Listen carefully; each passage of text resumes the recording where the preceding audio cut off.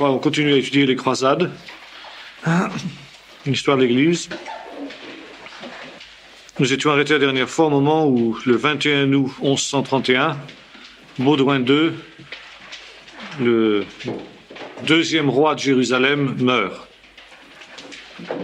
Et la mort du roi, qui avait été un roi, disons, dynamique, lui et son prédécesseur, Baudouin Ier, avaient, on pourrait dire, donné au royaume latin de Jérusalem son âge d'or. À partir de la mort de Baudouin II, on assiste à un tournant. D'abord parce qu'il y a un revirement du monde arabe qui soudain prend conscience que les croisés ne sont pas venus là simplement pour quelque temps, mais qu'ils ont bel et bien l'intention de durer. Et que si les musulmans veulent éliminer les croisés, il faut qu'ils s'unissent. Et lentement, mais sûrement, l'unification du monde arabe va se faire contre les croisés. Parallèlement, les successeurs des deux premiers Baudouins ne seront pas à la hauteur de ces deux grands rois. Et en face d'un Orient musulman qui se renforce de jour en jour, les royaumes latins vont s'affaiblir les uns après les autres. Et pendant la période qui nous occupe, on va assister à au premier effondrement d'un de ces quatre royaumes, le comté d'Édesse, qui va être reconquis par les musulmans. Et cette chute d'Édesse va donner le signal de la deuxième croisade, laquelle deuxième croisade sera un lamentable échec. Donc, nous avons vu le 21 août 1131, Baudouin II meurt. Baudouin n'a pas de fils, il n'a que deux filles.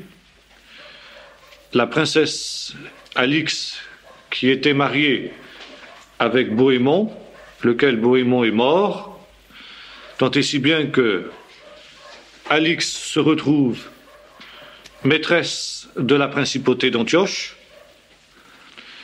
et Alix entre en dissidence contre son propre père Baudouin, contre lequel elle se révolte. On a cette situation tout à fait paradoxale d'une fille qui se révolte contre son père. Hélas, ou peut-être tant mieux pour lui, je ne sais pas ce qu'il faut dire, Baudouin n'aura pas l'occasion de mater la révolte de sa fille, il mourra donc alors que celle-ci est en pleine dissidence. La deuxième fille de Baudouin se nomme la princesse Mélisande, laquelle est en fait l'héritière du trône de Jérusalem.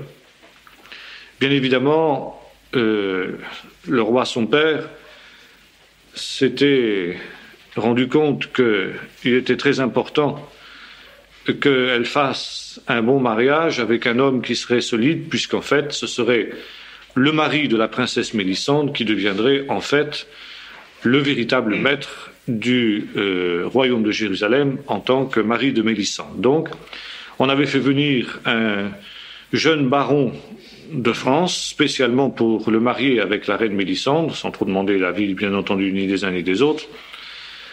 Ce comte-là se nommait Foulques d'Anjou.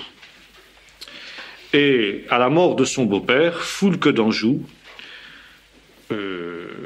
devient roi de Jérusalem au nom de sa femme Mélisande. En réalité, le moment n'est pas des plus favorables pour l'arrivée sur le trône de Jérusalem d'un jeune roi, car au même moment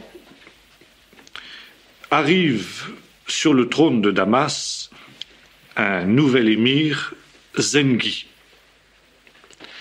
lequel Zengi a compris la gravité de la situation face à l'Occident et il est bien décidé à faire l'unité, pour le moins, de l'islam syrien. Bon, l'Égypte, c'est autre chose, mais pour le moment, au moins, que la Syrie fasse montre d'un front uni contre les Franges. Et l'arrivée de Zengi au pouvoir marque le véritable tournant des croisades. Foulques n'est pas un imbécile. C'est un roi qui fera finalement assez bonne figure, après quelques années de flottement, mais on peut imputer à son jeune âge. Foulques a compris le danger qui était en train de se dessiner sur ses frontières nord-est, et il va tout faire pour tenter d'empêcher l'unité de la Syrie. Son premier devoir, c'est de mettre fin à la dissidence de sa belle-sœur Alix, et il marche sur Antioche, où il dépose Alix, qui ne fait pas un pli. Il faut dire que, pour cela, il est aidé par l'amant de cette reine Alix, qui s'était vite consolée de la perte de son mari Bohémond, et qui menait joyeuse vie avec un certain Hugues de Puisé, lequel n'aura rien de plus pressé que de la trahir lorsque Foulques marchera sur Antioche. Et Alix sera livré par son amant lui-même. Il est temps de réduire ce genre de dissidence, car un an plus tard, en 1132, Banias, qui est une des places fortes essentielles à la frontière nord-est du pays, Banias donc tombe entre les mains des musulmans.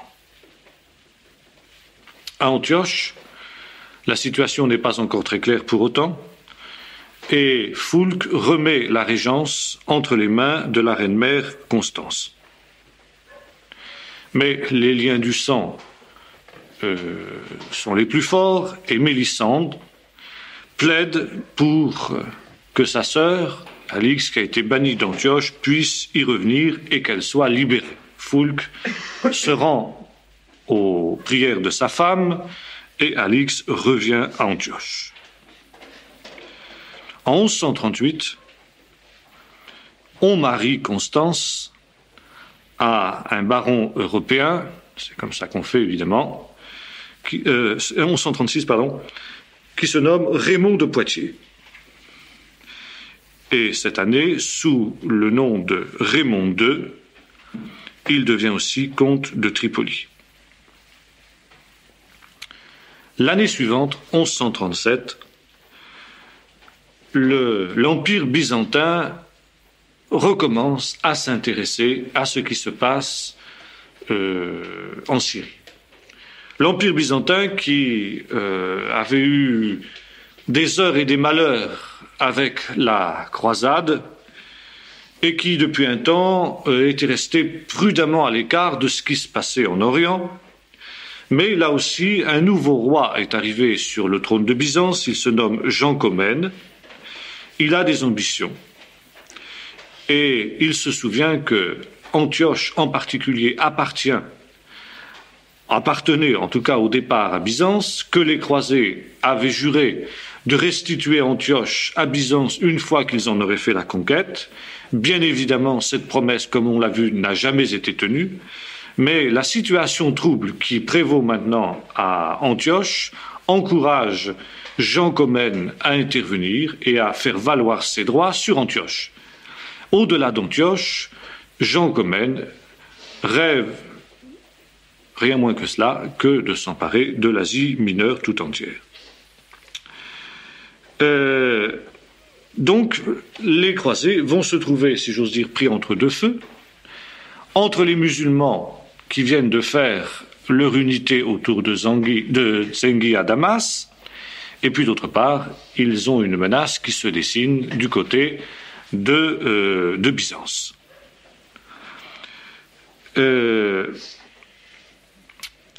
Jean Comnène profite d'une situation où Foulques se trouve aux prises avec les musulmans pour intervenir.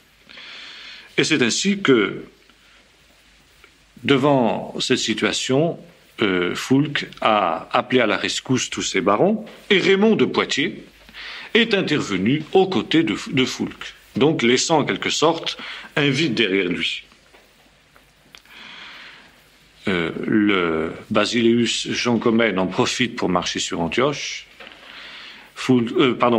Raymond fait demi-tour à toute vitesse. Il parvient à temps pour éviter le désastre, mais il est contraint de prêter à Jean Comnène un serment de vassalage. Et ainsi, en quelque sorte, la paix est rétablie dans cette région entre les deux royaumes chrétiens.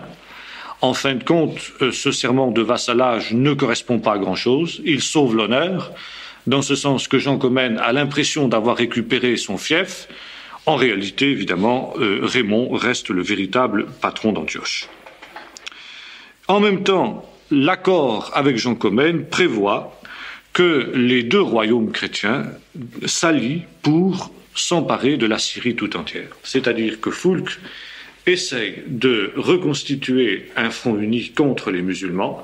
Au moment où ces derniers se sont unis, il essaie d'unir les deux royaumes chrétiens pour tenter de donner un coup de boutoir décisif à la puissance musulmane montante et en même temps reprendre la marche en avant des croisés, pour ne serait-ce que pour donner un peu d'air, comme on dit en stratégie militaire, un peu d'air aux conquêtes qui ont été effectuées jusque-là, qui sont tout de même très très menacées, dans ce sens que les royaumes latins s'étendent le long de la bande côtière qui va depuis le sud de la Turquie jusqu'aux frontières de l'Égypte, sur une profondeur quand même assez restreinte. Et les deux rois, donc, l'année suivante, en 1138, se mettent en campagne. C'est un échec. C'est un échec total. Les musulmans font front et les deux rois reviennent après avoir subi une défaite de leurs troupes. Quelques années passent et le 10 novembre 1145, Foulques fait une malencontreuse chute de cheval dont il ne se relèvera pas, il meurt. C'est un coup dur pour la croisade. C'est un coup dur pour le royaume latin de Jérusalem, car c'était le moment où Foulques, avait réussi à prendre les choses en main, et il était un homme qui aurait certainement pu faire pièce à la montée de la puissance musulmane. Foulques, quand il meurt, est encore très jeune, si bien que son fils aîné, Baudouin, n'est pas en âge d'assumer les responsabilités du pouvoir. La reine Mélisande est donc nommée régente. Les musulmans profitent de cette situation-là pour pousser leur avantage et en 1146, ils s'emparent d'Édesse. Édesse, donc, est la première place importante à tomber entre les mains des musulmans. Heureusement, si j'ose dire, pour les croisés, la même année, Zengi, le grand stratège, est assassiné et son royaume est divisé entre ses deux fils, ce qui fait que le rêve d'unité qui était le sien, vole en éclats. Seulement, parmi les deux fils qui sont les siens, il y en a un qui a la même vision que son père et peut-être encore une stature, une envergure humaine plus grande que son père, et ça va être l'homme qui va commencer la reconquête musulmane. Il se nomme Noureddin. Noureddin qui va n'avoir aucune cesse jusqu'à ce qu'il ait effectué l'unité du monde musulman. Noureddin a une idée simple. Il faut unir le monde musulman non seulement politiquement, mais également religieusement. Et Noureddin entend mettre fin au schisme qui divise les sunnites et les chiites. Une seule religion, la religion sunnite, un seul État, telles sont pour Noureddin les deux conditions pour pouvoir tenir tête aux Francs. À ces deux slogans, Noureddin en ajoute un autre, un seul objectif, un seul but, la djihad, jusqu'à ce que soit libéré El-Quds, c'est-à-dire Jérusalem. en réalité, c'est un petit peu l'objectif aujourd'hui d'un homme comme Assad de Syrie, qui se considère comme l'héritier de Noureddin et de son fils Salah ad-Din, que l'on connaît en Occident sous le nom de Saladin. Curieusement, je dis curieusement, parce que nous voyons que les choses ne datent pas d'hier, le règne de Noureddin commence par un massacre d'Arméniens. Et là, on voit comment les massacres d'Arméniens auxquels nous assistons aujourd'hui sont en droite ligne de la vieille politique des Arabes contre tout ce qui n'est pas arabe et musulman, et qui doit être éliminé. Les Arméniens, qui étaient une entité chrétienne au sein du monde musulman, ont toujours été persécutés par les musulmans pour le simple fait qu'ils étaient chrétiens. À Antioche, la situation n'est pas véritablement rétablie. Raymond de Poitiers ne fait pas le poids, et Noureddin marche sur Antioche, qui se trouve être démantelée. C'est donc un terrible revers pour les croisés. Les croisés dont on peut se demander si ce n'est pas la fin du rêve des croisades. 2 des principautés croisées sont tombées, Antioche et Édesse. Jérusalem ne tient plus qu'un fil. Sur le trône du royaume, il n'y a qu'un enfant et une reine qui pense plus à ses aventures sentimentales, menant la dolce vita comme une reine orientale et levantine qu'elle est, plutôt qu'à défendre les intérêts du royaume. La situation est plus que critique. Et c'est alors que va éclater la deuxième croisade.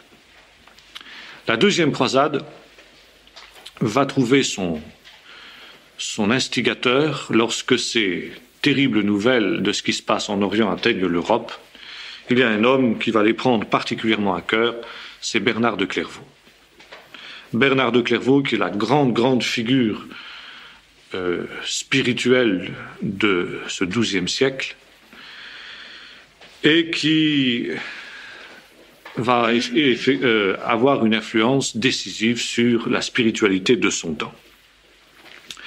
Le 31 mars 1146, dans l'église de Vézelay, Bernard de Clairvaux prononce un sermon qui va faire sensation, au cours duquel, comme Urbain l'avait fait en son temps, il prêche la deuxième croisade.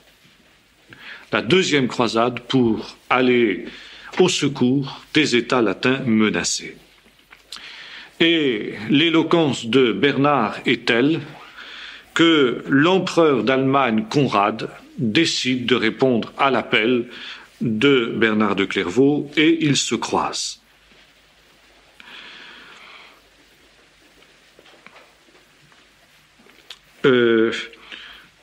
Conrad voulait en même temps entraîner d'autres barons à entrer dans cette même aventure, et pour assurer en quelque sorte un succès à la croisade, Conrad prend langue avec le Basileus de Byzance pour que les problèmes qui avaient éclaté à l'occasion de la première croisade ne se reproduisent pas.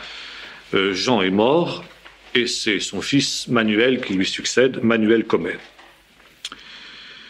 Il y a eu, il faut dire, un certain nombre de problèmes divers qui ont éclaté et l'année suivante, Manuel Comnène est assassiné et un usurpateur prend le pouvoir.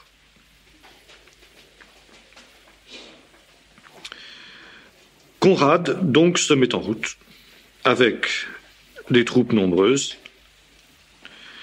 et il va arriver à Constantinople sur ces entrefaites. Bon, il est certain que d'autres vont répondre à cet appel de Bernard de Clairvaux qui, depuis le fameux sermon de Vézelay, ne cesse de prêcher la croisade. En fait, 70 000 chevaliers répondent à l'appel de Bernard. Bernard, en homme du XIIe siècle qu'il est, a manifestement une piété réelle. C'est un homme qui a une grande piété, une grande profondeur spirituelle, un certain nombre d'intuitions spirituelles justes, mais c'est aussi un homme de son temps. Et il pense que utiliser la force pour réduire les infidèles est légitime et juste, et c'est ce qu'il enseigne. Et en fait, petit à petit, à partir de la première puis de la deuxième croisade, on assiste à un dérapage de la chrétienté occidentale qui, de plus en plus, va évoluer vers une intolérance. Le XIIe siècle et le XIIIe siècle vont être des siècles d'intolérance religieuse et de répression des hérétiques, etc., par des moyens violents. Donc, en 1146, le fameux sermon de Vézelay lance sur les routes d'Europe 70 000 chevaliers en direction de la Terre Sainte.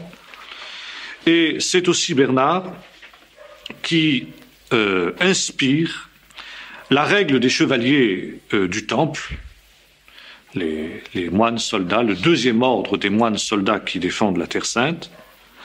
Et en 1128, il a fait reconnaître cet ordre par le pape. On retrouve dans la deuxième croisade, grâce en particulier à la prédication de Bernard de Clairvaux, le climat eschatologique qui avait marqué la première croisade. Et l'exaltation mystique est à son comble, et il y a un certain Raoul, qui lui aussi, qui est un moine, qui, sur les pas de Bernard de Clairvaux, prêche la croisade, prétendant avoir reçu de l'archange Gabriel, ni plus ni moins des lettres, qui appellent la chrétienté à se rendre à Jérusalem pour y attendre le retour de Jésus, pour y attendre la parousie. Autrement dit, la deuxième croisade s'achèvera, au dire de ce Raoul, par le retour en gloire de Jésus. Donc il est important que le maximum de chevaliers se trouve à Jérusalem au moment où ce glorieux événement se manifestera.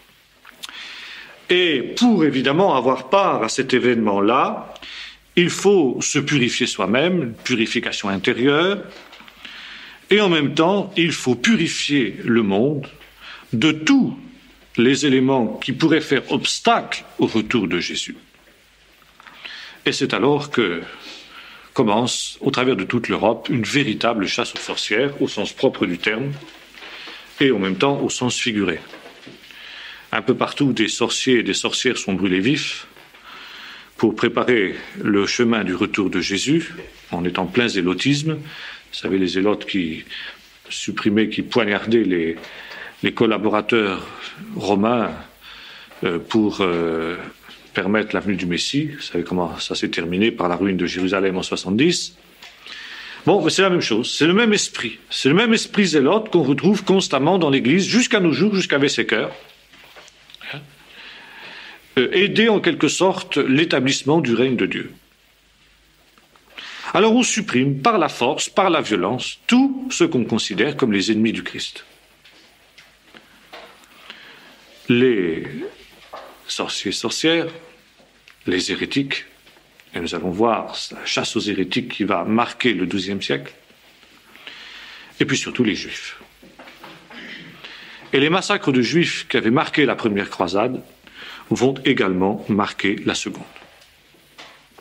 Raoul en particulier prêche le massacre des ennemis du Christ, des assassins du Christ, comme il les appelle, avec une belle éloquence. Il en fait tellement que Bernard le condamne. Bernard s'oppose à cet antisémitisme et il mettra fin au massacre de Juifs.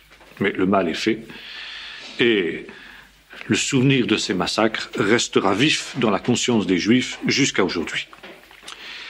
Et devant le débordement et le déraillement de l'idée de la croisade qu'il a lancée, Bernard se voit contraint de recentrer la croisade sur la vision juste, l'élan juste qu'il voulait lui donner. Pour Bernard, la croisade, c'est un pèlerinage. Et on revient à cette vieille idée de la croisade comme pèlerinage armé. Nous avons vu que déjà, avant la première croisade, il y avait eu de semblables pèlerinages armés, tout simplement pour des raisons d'autodéfense. Et se préparer à rencontrer le Christ éventuellement, idée contre laquelle Bernard ne s'oppose pas.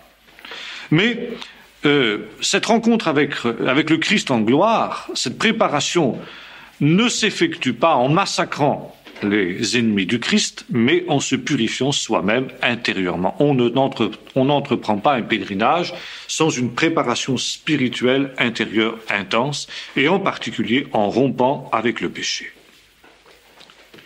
En 1147, outre les 70 000 chevaliers qui ont répondu à l'appel de Bernard, des milliers de personnes, des piétons, comme on les appelle, répondent aussi à l'appel à la croisade. En fait, c'est une armée de 210 000 personnes qui se met en marche vers Constantinople, vers Byzance, cette même année. Nous allons voir que, en réalité, cette croisade va être un échec sanglant. Bernard, évidemment, lorsqu'il apprend l'échec de la croisade, en est quelque peu affecté, car bien loin de rencontrer le Christ en gloire, les croisés rencontrent les musulmans qui les taillent en pièces. Alors évidemment, ça pose un certain problème par rapport aux espérances que l'on avait mises. Alors Bernard se récupère sur la notion de pèlerinage qu'il avait lancée. Et il y a à peu près, si vous voulez, dans la notion de la guerre sainte qu'est la croisade, la même évolution que celle qu'on trouve dans la djihad islamique. La guerre sainte, la croisade, n'est plus pour Bernard une guerre contre les musulmans, mais une guerre contre soi-même, contre ses mauvais instincts, contre ses passions, contre ses péchés. Il y a donc une spiritualisation de l'idée de la croisade. Et la croisade devient pour Bernard uniquement le symbole de cette lutte intérieure contre le péché et contre soi-même. Et l'éloquence de Bernard sera telle qu'il réussira à transformer cet échec qu'est la seconde croisade en une sorte de réveil spirituel qui va secouer l'Europe et qui avait été préparé justement par cette croisade. Pendant ce temps-là, évidemment, en Terre Sainte, cette spiritualisation de la croisade ne fait pas tout à fait l'affaire de ceux qui sont restés là-bas. En effet, la situation reste toujours extrêmement précaire et la Galilée est en particulier menacée. Il y a des raids musulmans qui poussent en Galilée, qui atteignent Naplouse, Tibériade, Bethshan, etc. La croisade a besoin de se donner de l'air, elle a besoin d'atteindre des frontières naturelles, elle a besoin d'avoir des nouveaux ports par lesquels les ravitaillements, les renforts dont elle a besoin pourraient intervenir. Et c'est pourquoi on avait énormément compté à Jérusalem sur cette deuxième croisade. Pour la préparer, on avait pris langue avec les républiques de Venise, de Pise et de Gênes, qui avaient accepté de prêter leur flotte pour le transport du corps expéditionnaire jusqu'en Orient, en échange de comptoirs dans les territoires qui seraient ainsi conquis. Plus, il était convenu que les droits de douane qui seraient perçus sur les marchandises qui transiteraient par les États latins, les républiques en question toucheraient un pourcentage sur ces droits de douane et qu'elles auraient des privilèges commerciaux. Bien sûr, les marchands de Venise, de Pise et de Gênes ne perdaient pas le nord, ni le sens des affaires. En fait, sous Baudouin Ier, déjà, l'expansion du royaume avait permis de créer ainsi des frontières naturelles, mais la véritable frontière naturelle, qui était celle du désert, la limite du désert, n'avait jamais été atteinte et les États latins manquaient de profondeur stratégique. La deuxième croisade va non seulement empêcher d'atteindre ces objectifs-là, mais au contraire, il va y avoir un nouveau repli des royaumes latins. Donc, la deuxième croisade, nous l'avons vu, se met en marche, 210 000 personnes. L'armée allemande traverse la Thrace, selon des principes bien au point maintenant, la dévaste, bien que on ait affaire à des chrétiens. Et c'est alors que l'empereur de Byzance décide que ça suffit comme ça, que les croisés, il en a plus qu'assez par-dessus la tête, et que si les croisés ravagent ces États chaque fois qu'il les traverse, eh bien, il ne les autorisera plus à les traverser. Et l'empereur mobilise ses troupes, et une rencontre décisive a lieu entre les troupes de l'empereur Conrad et celles de l'empereur Comnène à Andrinople. Là, les troupes de Conrad subissent un premier échec, ce qui ne les arrange pas, mais parvient tant bien que mal à poursuivre sa route au travers de l'Asie mineure. À Iconium, il rencontre le gros des forces musulmanes qui ont été rassemblées, et c'est la déroute. Les troupes déjà affaiblies par leur rencontre avec les forces byzantines sont taillées en pièces par les Turcs.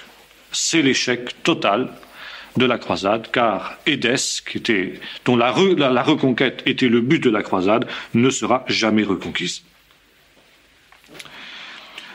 L'armée de Conrad retraite, et le 25 octobre 1148, elle tombe dans une embuscade dans le défilé de Dorilé, déjà célèbre pour des rencontres précédentes dans le même défilé. C'est la fin, en quelque sorte, des survivants qui étaient en retraite. Malgré cela, il y a le roi de France, Louis VII, qui lui est aussi parti à l'appel de Bernard de Clairvaux, mais qui a suivi un autre chemin, c'est-à-dire qu'il a suivi les côtes. Il parvient aux limites des anciens États latins,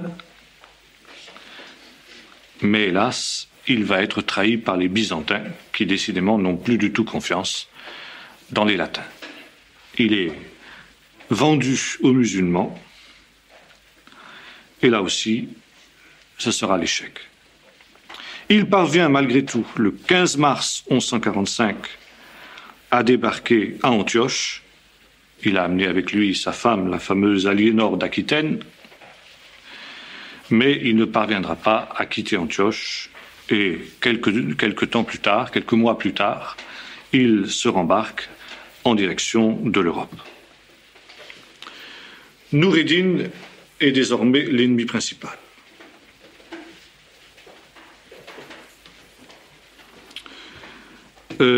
C'est contre lui qu'il faut liguer toutes les forces. En fait, on n'y parviendra pas. Il y a des jalousies entre les barons de Jérusalem. Les rois Conrad et Louis ne sont pas d'accord entre eux non plus. Ils se jalousent, ils se surveillent, ils se soupçonnent mutuellement.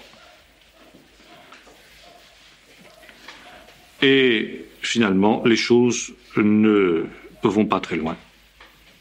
Il y a bien une timide tentative pour s'attaquer non pas à Édesse, mais à Damas, mais c'est un échec. À la fin de cette même année, 1149, Conrad écœuré rentre en Europe, après avoir connu sa dernière défaite sous les murs de Damas. Le grand vainqueur, c'est Noureddin, qui émerge comme l'homme fort du monde musulman et qui, à la fin de cette année-là, se permet en plus de tuer, au cours d'un combat, Raymond d'Antioche. Il prend Damas, qui était jusqu'alors l'allié des croisés, et avec la chute de Damas, c'est toute la Syrie musulmane qui est unifiée. Le rêve de son père, Zengi, il l'a réalisé. Si bien qu'à la fin de cette lamentable deuxième croisade, la situation est pire qu'avant. Car non seulement les croisés n'ont pas réussi à atteindre leurs objectifs qui étaient la reconquête d'Édesse, mais ils ont perdu Damas, et je dirais que pire encore, ils ont perdu la face. Et ça, pour les musulmans, c'est essentiel. Le prestige est un élément qui joue énormément pour les musulmans. Et soudain, devant cet échec de la deuxième croisade qui les avait fait trembler, parce que les musulmans se souvenaient de la première croisade, et quand ils avaient vu que soudain les forces de l'Occident se mobilisaient à nouveau pour un grand effort en direction de la Terre Sainte, alors ils avaient eu très très peur.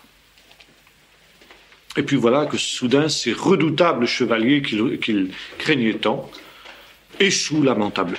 Ça veut dire l'Europe n'est pas invincible. Et au-delà de l'Europe, c'est la chrétienté qui n'est pas invincible. Et soudain, l'islam reprend courage. L'islam, soudain, se sent capable de vaincre les franges abhorrées. Et à partir du moment où les musulmans sont arrivés à cette conclusion-là, eh bien, autant dire que le sort des États latins de Terre Sainte est scellé. Un autre revers terrible aussi pour les croisés, c'est la mort de Raymond de Poitiers. Et par conséquent, partout, l'Occident se trouve sur la défensive. Le seul élément positif qui résultera de cette croisade-là, cette deuxième croisade, c'est que les croisés ramènent des éléments de la culture orientale en Occident, surtout à Venise, et Venise va bénéficier d'une certaine manière de cette deuxième croisade qui échoue lamentablement. Cette deuxième croisade va aussi avoir des conséquences sur la Russie, parce que, indirectement, il va y avoir un déclin de l'influence grecque dans le sud de la Russie, et en particulier à Kiev. Et de plus en plus, la Russie va prendre son autonomie par rapport à Byzance. Donc, la croisade, ici, échoue lamentablement. Avant de revenir à ce qui se passe en Orient, intéressons-nous quelques instants à ce qui se passe en Occident pendant ce XIIe siècle, et en particulier à Bernard de Clairvaux. Depuis 1130, Bernard de Clairvaux est le chef virtuel de la chrétienté d'Occident. Les peuples reçoivent les avis de Bernard comme s'ils venaient de la bouche même de Dieu. Même les papes se soumettent à l'autorité spirituelle de Bernard de Clairvaux. Bernard de Clairvaux dépasse à ce niveau-là le moine Hildebrand. Il faut dire que cette influence de Bernard est telle qu'il fait et défait les papes. Il est appelé par un d'entre eux, Honorius II, et après la mort de ce dernier, en 1130, deux successeurs se disputent le trône pontifical. Ça arrive souvent à cette époque-là. Le premier se nomme Innocent II et le deuxième se nomme Araclète II. Devant l'impossibilité de résoudre la crise, le roi de France convoque à Étampes un concile pour résoudre ce problème-là, et Bernard est désigné pour arbitrer le conflit entre les deux hommes. Bernard est un homme sage et il rend son jugement à partir de 3 critères. C'est ce qu'il déclare lui-même dans le discours qu'il prononce au concile d'Étampes. Il s'est demandé lequel des deux hommes était le meilleur, premier point. Deuxièmement, lequel était le plus prisé par le peuple. Troisièmement, lequel avait été élu régulièrement. Or, déclare Bernard, celui qui répond à ces 3 critères, c'est Innocent II. Et ainsi, Innocent II devient le pape désigné par Bernard. En 1139 a lieu un autre concile, le concile de Latran, auquel Bernard prend aussi une part importante. C'est à cette époque-là qu'apparaît un moine irlandais, qui est un ami de Bernard, qui se nomme Malachie. Et ce moine obscur, qui n'a pas laissé une grande trace derrière lui, a laissé néanmoins un élément tout à fait intéressant, c'est que ce Malachie en question aurait été à l'origine de ce qu'on appelle la fameuse prophétie des papes.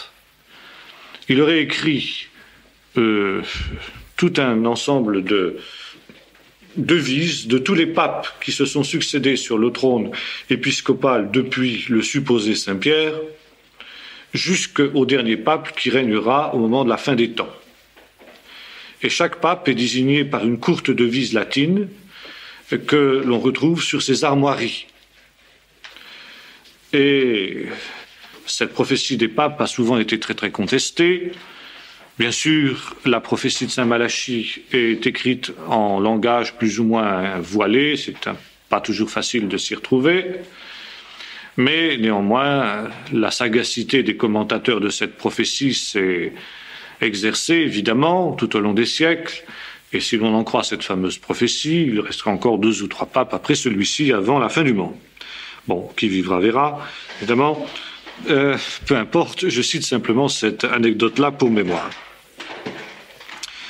À l'époque qui nous intéresse, l'Italie est moins féodalisée que le reste de l'Europe et au XIIe siècle éclate dans ce pays une véritable révolte contre la papauté. Pendant 40 ans, cette révolte va faire rage.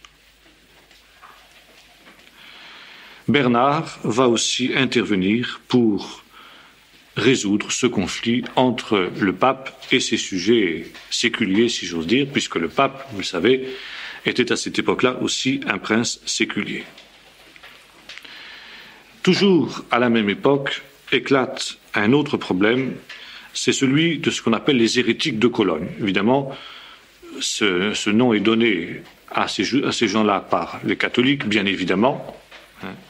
En fait, ces hérétiques n'étaient pas aussi hérétiques que cela. C'était même des gens qui étaient très très évangéliques, car on peut dire que c'était les prédécesseurs des anabaptistes, c'est-à-dire des gens qui avaient reconnu le salut en Jésus-Christ par la foi et la conversion par une décision libre de la personne, et ils considéraient qu'il n'était pas juste de baptiser des enfants qui étaient incapables d'avoir fait cet acte de foi, mais qu'on devait essentiellement baptiser des adultes. C'est la raison pour laquelle on commencera un peu plus tard à les appeler anabaptistes. En fait, à cette époque-là, on les appelle tout simplement des hérétiques, les hérétiques de Cologne, parce que c'est à Cologne qu'a commencé le mouvement. Mais anabaptiste signifie les rebaptiseurs. Évidemment, c'était aussi un nom qui leur était donné par leurs adversaires, qui considéraient qu'ils rebaptisaient, ce qui était évidemment une hérésie énorme. Selon la Bible, effectivement, rebaptiser quelqu'un qui l'a été, c'est quelque chose de grave. Il y a un seul baptême.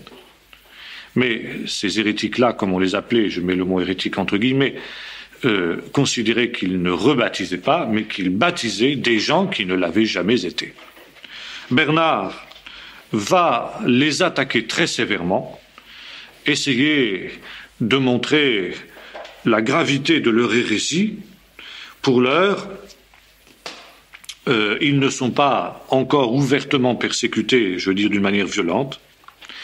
Or, ce qui est intéressant de constater, c'est que ces gens-là, dont on n'a aucun écrit évidemment, mais on a simplement les sermons de Bernard contre eux, il apparaît néanmoins, au travers de toutes les invectives fort calomnieuses que Bernard a à leur sujet, que ce sont des gens qui n'acceptent que l'autorité de la Bible, donc qui rejettent le baptême, comme on l'a déjà dit, le baptême des enfants, et le culte des saints.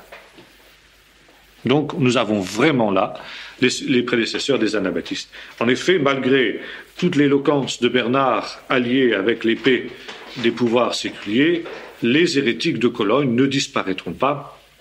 Au contraire, le mouvement va s'amplifier, va grandir, Il va notamment devenir important dans les décennies qui suivent et il donnera naissance, au travers de toute l'Europe de la fin de l'époque médiévale, à un très très grand mouvement que les pouvoirs ne réussiront pas à mater malgré tout le luxe de torture et de bûchers et de potence qu'ils déploieront. Le mouvement anabaptiste sera extrêmement important. Bernard interviendra aussi, nous l'avons vu, dans la querelle des universaux, qu'il opposera à Abélard, qu'il parviendra à faire condamner. Il verra ensuite, il sera contemporain de 3 autres papes, Célestin II, qui règne de 1143 à 1144, Lucius II et Eugène III, Lucius II 1144-1145 et Eugène III 1145-1153. À Conrad succède sur le trône du Saint-Empire romain germanique un nouvel empereur, Barberousse. Barberousse, lui, n'est pas du tout satisfait de la situation dont il hérite de ses prédécesseurs et il profite de la mort de Bernard, qui intervient peu de temps après son arrivée sur le trône, pour remettre en question les liens entre l'Église et la couronne qu'il avait héritée d'Henri IV, de toutes les querelles qui avaient marqué le règne d'Henri IV et de ses successeurs. Il trouve qu'il y a trop d'ingérence de la papauté dans le pouvoir, dans les affaires de l'État, dans le pouvoir temporel. Et la position de Barberousse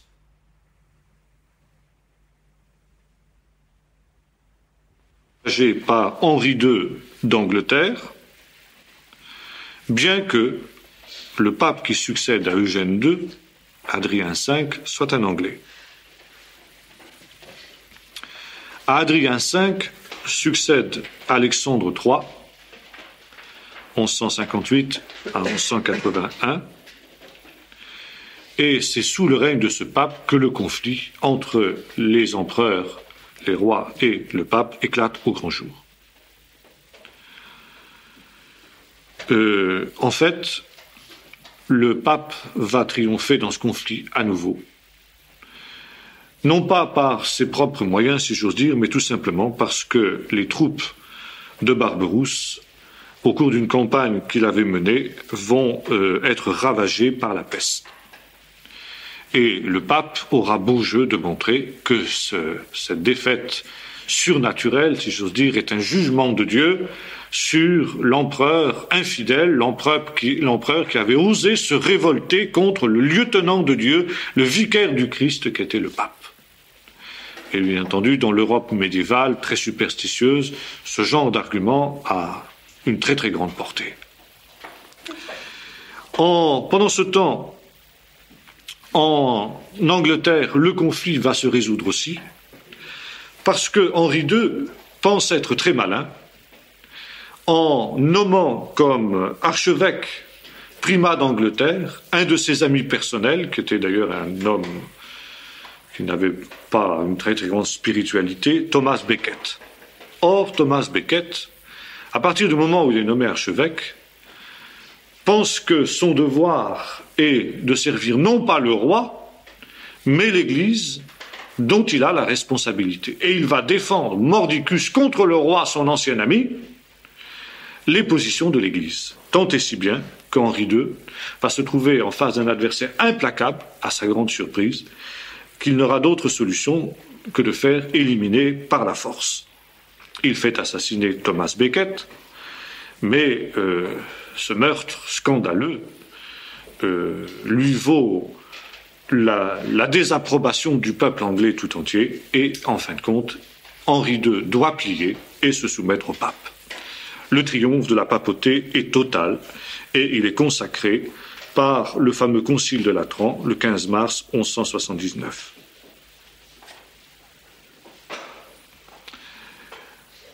La fin du XIIe siècle est en Europe le moment où deux États, la France et l'Angleterre, commencent à créer des monarchies centralisées.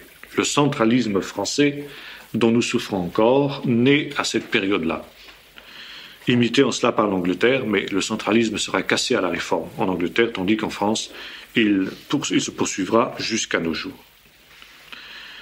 Le culte de l'Église du XIIe siècle est un culte qui, de plus en plus, se dégrade, adopte des éléments idolâtres.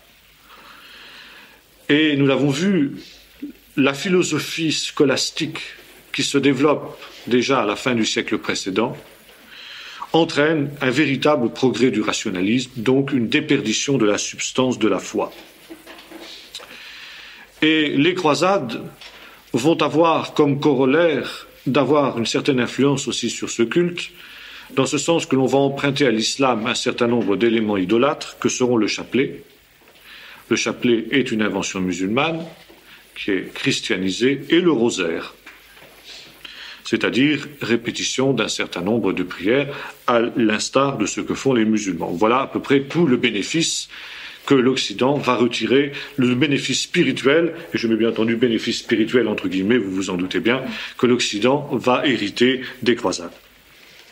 Mais le XIIe siècle est marqué par un autre problème autrement plus grave, c'est l'hérésie cathare, et je mets hérésie aussi entre guillemets, et les débuts de l'Inquisition.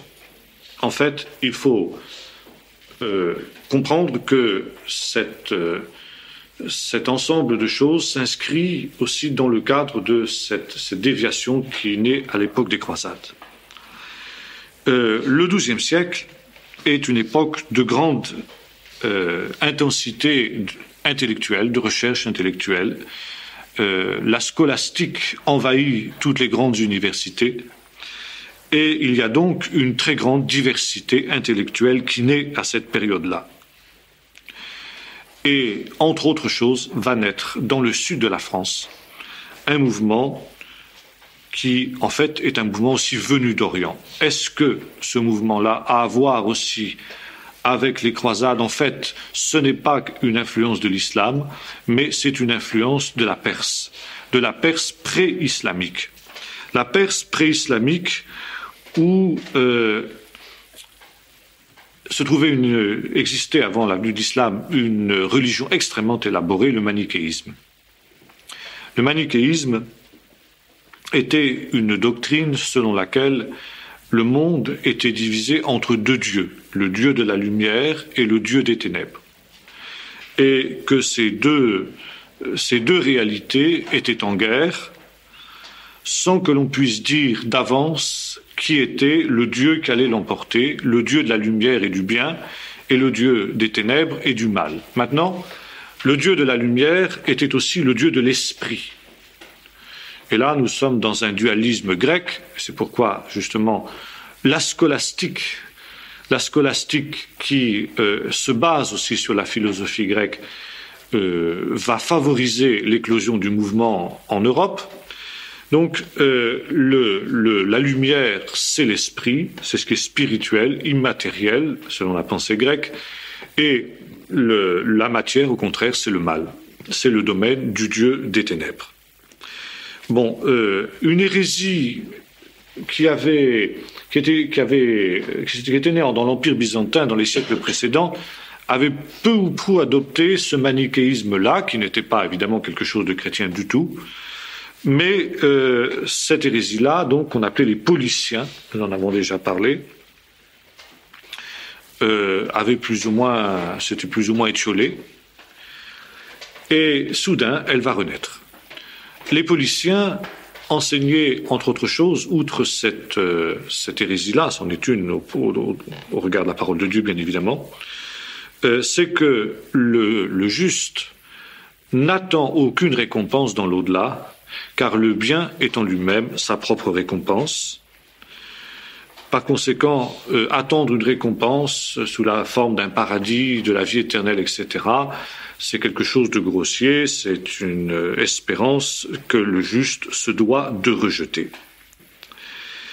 Et au XIIe siècle, apparaît dans le sud de la France, dans la région d'Albi, la région du Languedoc, une résurgence de cette vieille hérésie paulicienne. Cette hérésie est propagée par des hommes que l'on appelle les parfaits.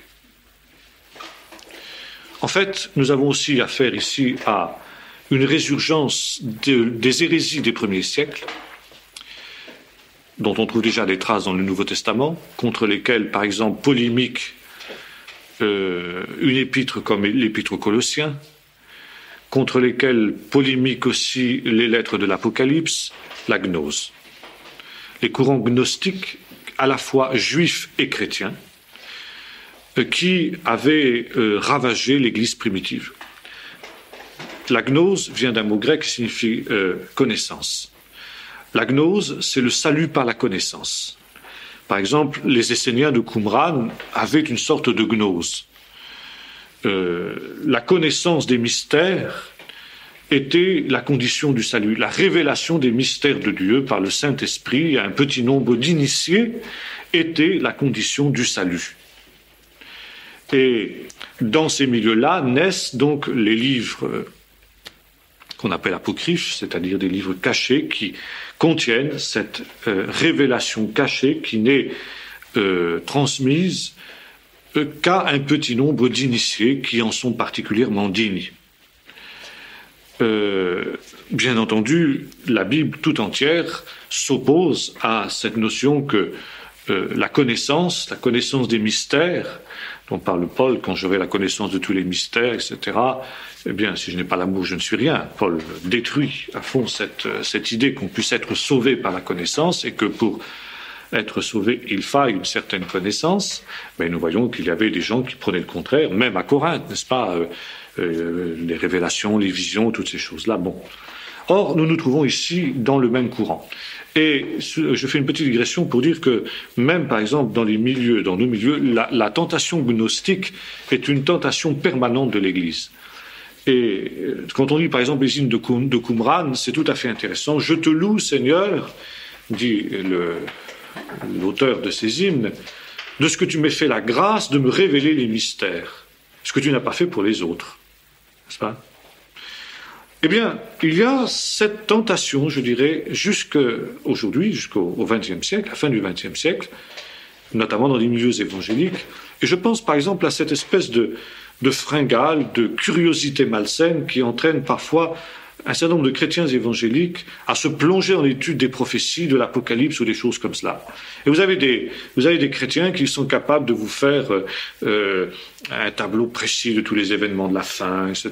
L'Antichrist sera comme ci, il sera roux, il aura le pied fourchu, son nom sera comme ci. Enfin, ils sont capables de tout vous dire. Et ils se glorifient de cette connaissance-là. Pour eux, vous avez presque certains, n'est-ce pas, pour lesquels l'essentiel de l'étude de la parole de Dieu, c'est l'étude des prophéties, c'est l'étude des événements derniers, connaître ce qui va venir. Il y a, bien entendu, dans le cœur de chaque homme, ce désir de connaître. Se connaître l'avenir, c'est pour ça que, par exemple, les diseuses de bonne aventure font tellement fortune, n'est-ce pas? Bon, eh bien, vous pouvez avoir la même motivation, même dans les milieux évangéliques. On cherche à savoir. Et, en quelque sorte, savoir ce qui va se passer, les prophéties, avoir la réponse de tout, les choses cachées, etc., etc. Le nombre de la bête, l'identité des bêtes de Daniel, etc. J'en passe des meilleurs, n'est-ce pas? Bon, eh bien, ça, il y a cette tentation jusque dans nos milieux. Or, la Bible s'inscrit en faux. Disons, il y a les choses cachées qui sont au Seigneur. Le Seigneur les révèle quand il veut, et nous n'avons pas cherché à les connaître à tout prix. C'est quelque chose de malsain que de vouloir le faire. Eh bien ici, donc, nous avons au XIIe siècle, qui est aussi un siècle marqué par l'eschatologie, par l'apocalyptique. Nous avons vu cette pensée que la deuxième croisade allait se terminer par la venue, le retour de Jésus. Vous avez donc un certain nombre de gens qui ne sont pas satisfaits de la religion qui est la leur et ils veulent se plonger dans les mystères. Donc nous avons ici un mouvement gnostique. Et ce mouvement gnostique aboutit donc à un déraillement total, qui est l'apparition de ce qu'on appelle les parfaits. Les parfaits, ce sont des hommes qui ont reçu ce que l'on appelle dans la théologie cathare le consolamentum, c'est-à-dire une visitation particulière de l'Esprit Saint et qui deviennent de saints hommes de Dieu. Ça veut dire des hommes qui, par l'Esprit qu'ils ont reçu, à travers qui est un sacrement, il y a une imposition des mains, à partir du moment où ils ont reçu l'Esprit, ces hommes-là sont dégagés des contingences de la chair qui est mauvaise et ils vont vivre uniquement dans des choses spirituelles. C'est pourquoi, par exemple, ils n'auront plus de commerce charnel, même s'ils sont mariés, ils n'auront plus de commerce charnel avec leurs femmes, ils sont végétariens, ils se nourrissent de choses les plus... le moins de nourriture ils absorberont, le mieux cela vaudra pour leur état spirituel. Donc ici, ces gens-là vivent dans un ascétisme total, et en même temps, il faut le reconnaître aussi, dans une probité morale très grande. Bien que justement leurs ennemis les accusent de licence sexuelle, ce qui évidemment était totalement erroné, totalement faux, c'est tout à fait le contraire. Bon, les parfaits, dans la mesure où ils sont aussi des gens qui sont détachés du monde, n'est-ce pas, de la matière, de l'enveloppe matérielle, aspirent en quelque sorte à la libération de ce corps de chair et qui de ce fait ne reculent pas devant le martyr, bien au contraire, qui glorifient le martyr. Et les cathares l'histoire cathare va être marquée par un martyrologue évidemment extrêmement important. Les parfaits organisent une église cathare qui est dissidente par rapport à l'église catholique et qui comprend 4 ordres. L'ordre le plus bas, ce sont les diacres, puis ensuite ce qu'on appelle le filius minor, fils mineur, le filius major, fils majeur, et puis ensuite l'évêque. Les filii maiores, les fils majeurs, ce sont les pasteurs, ça correspond aux prêtres, et puis les autres, ça correspond grosso modo aux diacres dans l'Église catholique. Or, ce qui est intéressant, c'est de constater que la théologie cathare est formellement opposée à la hiérarchie. En fait, il y a une sorte de hiérarchie au sein du catharisme. Les cathares, et notamment les parfaits, vivent évidemment dans la plus grande simplicité, même au point de vue vêtements, habitation, etc., etc. Et ils ne reconnaissent qu'un seul sacrement, celui de l'Eucharistie. Bien, lorsque éclate ce mouvement du catharisme, l'Église est totalement prise à contre-pied, si j'ose dire. Et un des gros avantages qu'ont les parfaits, c'est précisément leur sainteté de vie. Et tous les hommes sont obligés de reconnaître qu'effectivement, ce sont des gens qui ont une vie droite, une vie morale, qui n'ont qu'une parole, qui ne cherchent pas le lucre, l'argent, etc. Or, cette sainteté de vie des parfaits tranche énormément à cette époque-là avec le niveau moral du clergé catholique qui vit alors lui dans la débauche, dans le lucre, dans le luxe aussi, etc. Enfin, qui font qu'ils sont souvent d'ailleurs déconsidérés aux yeux du public, si bien qu'en l'espace de quelques années, des foules entières quittent l'Église catholique pour se rattacher au catharisme. Et ce qui fait le propre du catharisme, encore une fois, c'est cette rectitude morale, cette grande rigueur qui marque ces hommes, que ce qu'on appelle les parfaits, hommes et femmes d'ailleurs, car des femmes aussi peuvent recevoir le consolamentum et devenir des parfaites au même titre que les hommes. N'est-ce pas ? Alors, devant cette situation-là, le catholicisme réagit, et le 4 novembre 1184, un moine nommé Dominique obtient du pape la création du tribunal de la Sainte Inquisition. L'Inquisition est donc créée pour lutter contre l'hérésie cathare. Dominique a compris que pour vaincre les cathares, il faut se placer sur leur propre terrain. Il crée un ordre spécial qui va être chargé de la répression de l'hérésie, qu'on appelle jusqu'à aujourd'hui les dominicains, l'ordre dominicain. et qui est basée sur deux choses. Premièrement, une grande connaissance de la doctrine catholique pour pouvoir réfuter les hérétiques, ce qui fait que, à ce jour, les dominicains sont encore un ordre prêcheur, gardien de la doctrine, et deuxièmement, une grande sainteté de vie. Il veut battre les cathares sur leur propre terrain. Et il exige de ses moines la même rigueur morale que celle que les cathares exigeaient de leurs parfaits. Et grâce à ces deux éléments, prédication forcenée et sainteté de vie, il espère renverser la vapeur en faveur de l'Église catholique. Il s'agit de lutter contre l'hérésie avec les mêmes armes que l'hérésie. Et c'est alors que commence un formidable affrontement. Or, les deux armes que sont donc la parole et la sainteté de vie ne suffiront pas pour éradiquer l'hérésie.